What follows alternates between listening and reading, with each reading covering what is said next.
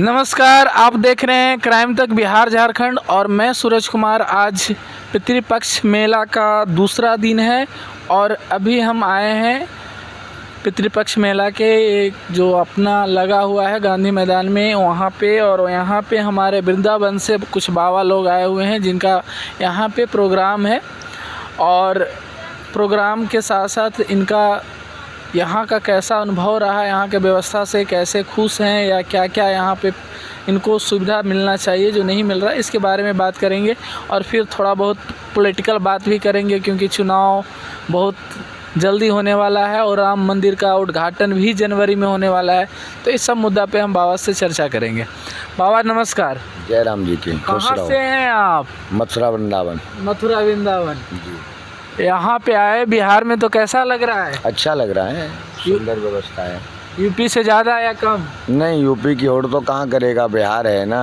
अच्छा। यूपी रहेगा। ऐसा क्या है बाबा? नहीं, यूपी में सारी सुविधा सब तरह की हैं, ये बिहार तो बिहार ही है। यूपी में क्या ऐसा सुविधा जो हमारे बिहार में नहीं है? देखिए, यूपी में सबसे पहले गंगा यमुना है, मंदिर जितने भी बड़े बड़े तीर्थ स्थल हैं सब यूपी में हैं। अच्छा। हाँ, और किसी प्रांत में इतने मंदिर देवालय नहीं हैं जितने यूपी में हैं। इसलिए यूपी बहुत अच्छा है क्योंकि वहाँ ज़्यादा से ज़्यादा देव स्थान है, देवालय है।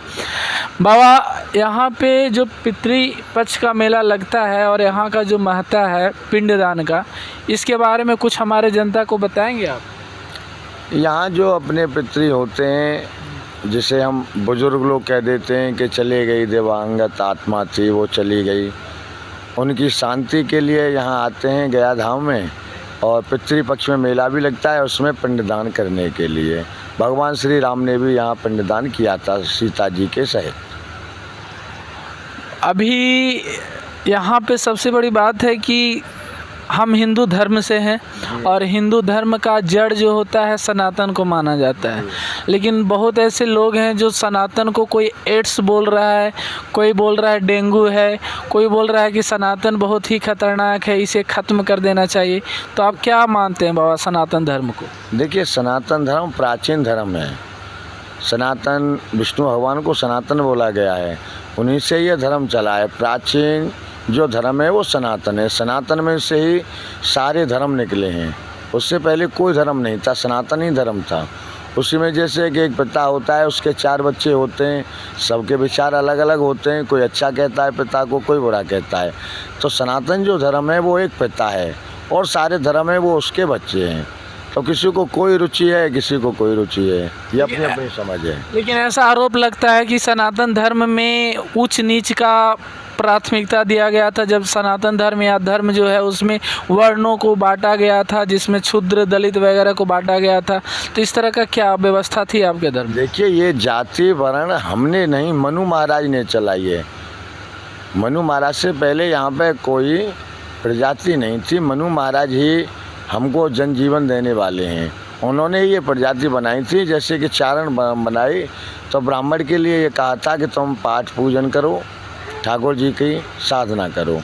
दूसरे बच्चे से कहा कि आप ऐसा करिए कि क्षत्रिय धर्म अपनाइए, इनकी रक्षा करिए।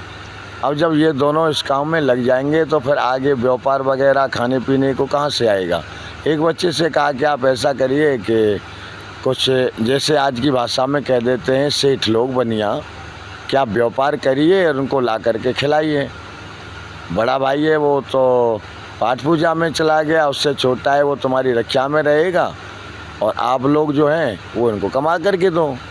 ऐसा ब्राह्मणों पर आरोप लगता है कि ब्राह्मण पिछले समुदाय का या जो पिछड़े लोग थे या जिसे आप कह सकते हैं हरिजन कहा गया, उस हरिजन को शिक्षा लेने का अधिकार पहले नहीं होता था।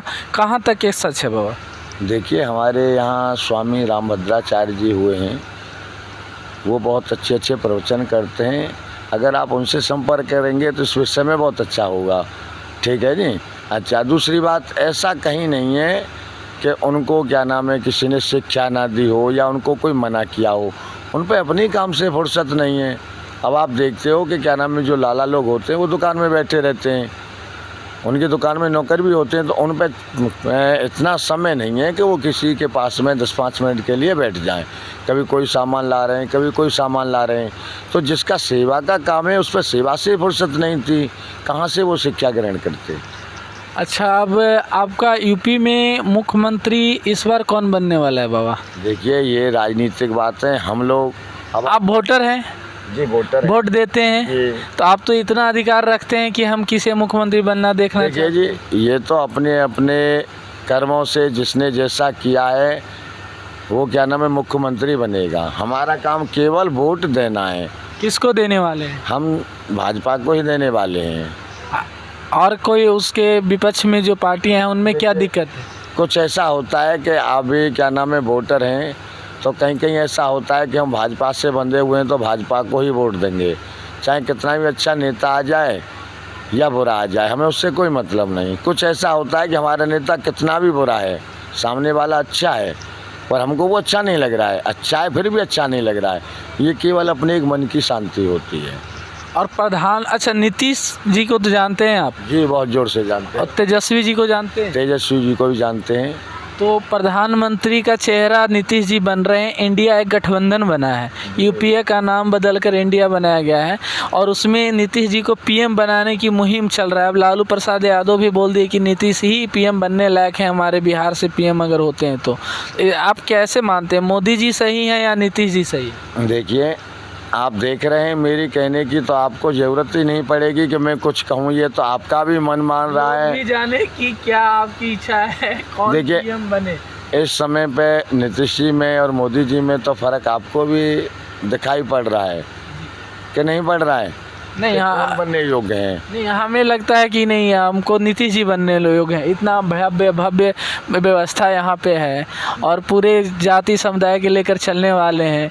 आपके अनुसार मोदी जी हैं या नीतीश जी हैं? देखिए जी, मेरे विचार से तो आपने ये भव्यता दिखाई है। आप कभी इलाहाबाद नहीं गए कुंभ मेले में? जी नहीं गए। शायद ऐसे 50 व्यवस्था एक अकेले कुंभ मेला में लगती हैं। तो इसके ऊपर आप कहेंगे तो सरकार का पैसा है, आप खर्च कर दो या मैं खर्च कर दूं, उससे कोई फर्क नहीं पड़ता। रही बात एक व्यक्तिगत की कि कार्यकाल किसका अच्छा जाता है, विकास के ऊपर होता है सभी। जो विकास अच्छा करेगा वही प्रधानमंत्री का दावेदार होगा। मतलब मोदी जी रहेंगे? अब देखिए मैं कैसे कहूँ कि वो रहेंगे, हाँ मैं ये चाहता हूँ कि वो रहें, पर मेरे कहने से तो नहीं होंगे वो। नहीं, आप चाहते हैं, मतलब आप वोट देंगे मोदी जी को? हाँ जी, मैं वोट मोदी जी को दूंगा, वो हो या ना हो ये उनकी मर्जी है। हिंदू धर्म के लोकतंत्र का यही सबसे अच्छा सुंदरता होता है कि हम सामने वाले को अपना जो पसंद है उसे हम सपोर्ट कर रहे जी। हैं। अब बने या ना बने हमारे हाथ में नहीं है। जी धन्यवाद बाबा। हम तो हिंदू धर्म को अपनाते हैं, हिंदू धर्म के लिए हम अपने जगह का वोट देते हैं। जो देश का जो विकास करता है, हाँ, जो आज देखो जो हिंदुस्तान को कोई नहीं जानता था, ऐसा बिल्कुल जो कांग्रेस के राज्य में बात टाइम पे 140वें नंबर पे हिंदुस्तान था, जो आज कम से कम 5वें नंबर पे ला दिया है। ना नहीं, कहीं नहीं है, बस सब तो लोग अपने ही देखते हैं, ऐसा कुछ नहीं है। आज अर्थव्यवस्था में कम से कम 5वें नंबर पे एक हिंदुस्तान को ला दिया जी। है। बच्चा जानने लग गया, विदेशन में भी एक हिंदुस्तान का डंका बजने लग गया। बजने लगा। अरे क्यों नहीं है, खैर जो अच्छे काम करें हिंदू, अच्छा, हिंदू को आतंकवादी बुलाया जाता है। कौन? हिंदू आतंकवादी। हिंदू कभी भी आतंकवादी नहीं हुआ, नहीं होगा, नहीं आने वाले भविष्य में है। ये तो केवल हमारे तुम्हारे विचार ही अलग हैं। चलिए, अच्छा है तो